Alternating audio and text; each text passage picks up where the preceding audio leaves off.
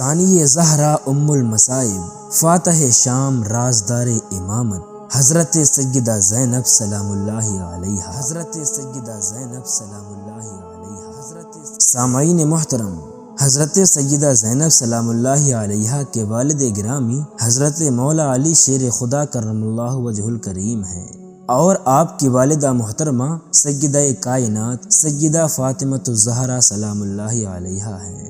اور حضرت سیدہ زینب کے 3 بھائی حضرت امام حسن، حضرت امام حسین اور حضرت محسن علی جدہ وعلیہم الصلاۃ والسلام ہیں، اور چھوٹی بہن ام کلثوم سلام اللہ علیہا ہیں۔ آپ کی دادی حضرت فاطمہ بنت اسد اور آپ کے دادا حضرت ابو طالب اور آپ کی نانی ملکۃ العرب ام المؤمنین حضرت خدیجۃ الکبریٰ اور آپ کے نانا حضور سرور کائنات سید الانبیاء جناب محمد الرسول اللہ صلی اللہ علیہ وسلم ہیں، اور آپ کے شوہر حضرت عبداللہ ابن جعفر ہیں جو سخت بیماری کی وجہ سے کربلا نہیں جا سکے تھے، اور آپ کے 2 شہزادے اون و محمد ہیں جو دین اسلام پر کربلا میں قربان ہوئے تھے۔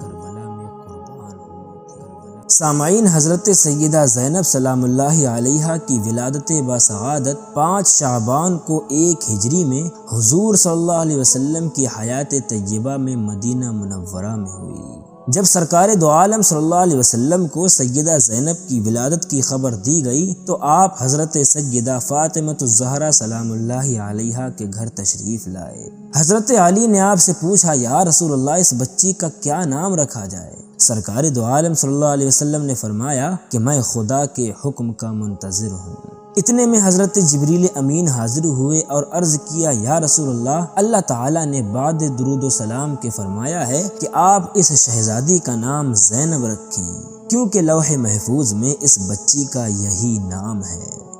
سرکار دو عالم صلی اللہ علیہ وسلم نے آپ کا نام زینب رکھا اور گود میں لے کر اپنے سینے سے لگایا اور پیشانی کو بوسہ دیا اور فرمایا، میں سب کو وصیت کرتا ہوں کہ میری اس نواسی کی عزت اور حرمت کا ہمیشہ لحاظ رکھا جائے، کیونکہ یہ مثل خدیجۃ الکبریٰ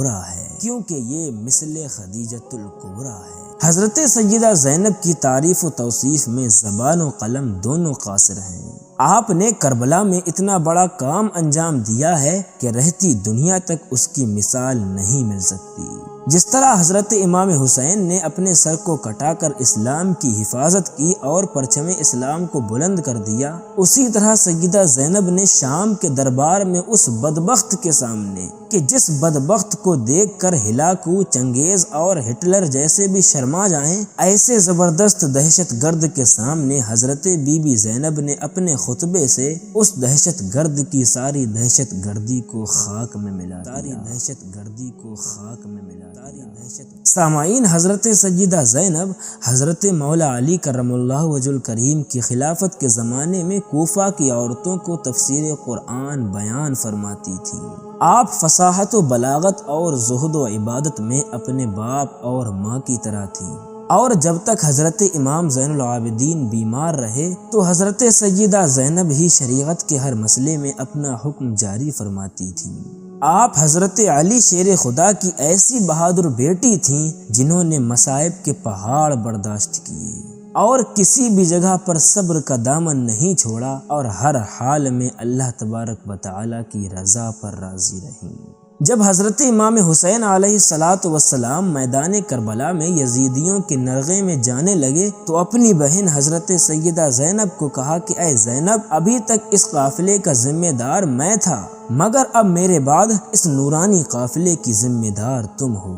میرے بعد اب اسلام کی ساری باغ ڈور تمہارے ہاتھوں میں ہے۔ میرا امتحان ختم ہو گیا، اب یہاں سے تمہارا امتحان شروع ہے۔ سامعین، ان امتحانوں میں نہ تو حضرت امام حسین نے کسی سے کوئی مدد لی اور نہ ہی حضرت سیدہ زینب نے کسی سے کوئی مدد لی۔ بھائی اور بہن دونوں ہی اپنے امتحان کی معراج حاصل کیے ہیں۔ اور اس شیر خدا کی شیر دل بیٹی نے یزید اور یزیدیت کو ایسا تماچا مارا ہے کہ یزید اور یزیدیت دونوں ہمیشہ کے لیے نیست و نابود ہو گئے اور سیدھے جہنم میں جا پہنچے۔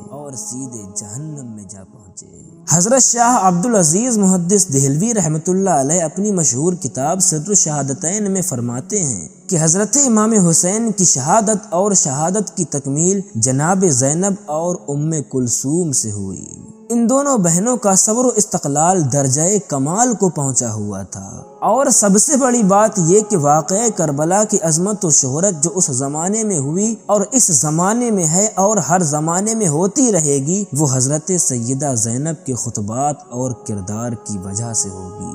ورنہ شہادت امام حسین کے وقت شام کے لوگ تو یہ سوچے بیٹھے تھے کہ ہمارے بادشاہ یزید نے ایک غیر مذہب باغی کو قتل کرایا۔ سامعین، حضرت سیدہ زینب سلام اللہ علیہا جب لٹے ہوئے قافلے کے ساتھ واپس مدینہ آئیں تو آپ بہت دیر تک قبر رسول پر روتی رہیں، اور اپنی ماں فاطمہ الزہرا کی لحد پر بھی بہت روئیں، اور بھائی کے خالی گھر کے در و دیوار سے اپنا سر ٹکراتی رہیں، اور عرصہ دراز تک اپنے گھر نہیں گئیں۔ آپ اتنے عرصے میں اتنا بدل گئی تھیں کہ آپ کو آپ کے شوہر نے بھی نہ پہچان پایا، کیونکہ جب آپ مدینے سے کربلا گئی تھیں تو آپ کے سر کے بال کالے تھے، مگر جب کربلا سے گھر لوٹ آئیں تو آپ کے بال غموں سے سفید ہو چکے تھے۔ سامعین، حضرت سیدہ زینب جب کربلا سے مدینہ آ گئیں تو آپ روزانہ مدینے کی عورتوں کو بلا کر کربلا میں ہونے والے مظالم کا ذکر کرتی تھیں اور روزانہ مجلس حسین پڑھتی تھیں، اور جب یہ بات حاکم مدینہ کو معلوم ہوئی تو انہیں اپنی حکومت کی تباہی نظر آئی، تو حاکم مدینہ نے یزید کو خط لکھا، تو یزید نے خط کے جواب میں لکھا کہ زینب کو مدینے سے نکال دو۔ لہٰذا حضرت سیدہ زینب مدینے سے شام کے سفر پر روانہ ہو گئیں، کیونکہ ان کے شوہر جناب عبداللہ کے شام میں باغات اور زمینیں بھی تھیں، اس لیے وہ اپنے شوہر کے ساتھ شام چلی گئیں، اور آپ نے اپنی زندگی کے باقی تمام دنوں کو دمشق ہی میں گزارا، اور وہیں آپ نے انتقال فرمایا۔ آپ کا مزار مبارک بھی دمشق ہی میں مرجع خلائق ہے۔ اے محافظ دین مصطفیٰ، اے میرے مولا کی شہزادی، اے بی بی زینب سلام اللہ علیہا، آپ پر کروڑوں درود و سلام ہوں، آپ پر کروڑوں درود و سلام ہوں، آپ پر کروڑوں